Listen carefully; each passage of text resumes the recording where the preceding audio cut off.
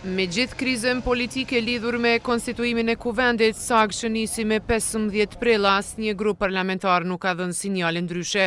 Qëndrimet janë barikaduar e gjuha polarizuese po sforcohet. Pra që ata të kenë shtëpi, të quaj deputet nomadik. Disa flasin për marrëveshje, disa për pritjen e interpretimit të kushtetuesës për çështjen e ndryshimit të mënyrës së votimit nga e hapur në të fshehtë.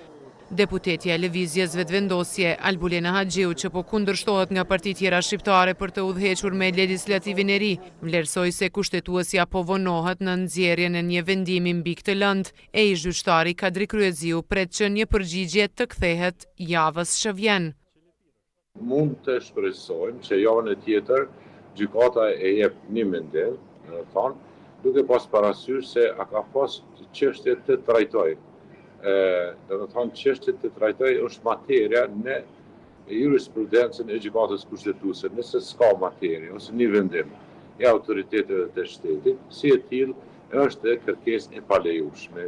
Kështu nuk bëjnë vendet e çuditëruara, edhe mungesa e deputetëve se nuk kanë nivel të lartë politik dhe nuk e dojnë kushtetutën e Kosovës. Njosja e proceseve politike, Fatime Hajdari thotë se duke parë që asnjë grup politik nuk i ka numrat për qeveri, deputetët po gabojnë që nuk po marrin pjesë në konstituimin e kuvendit.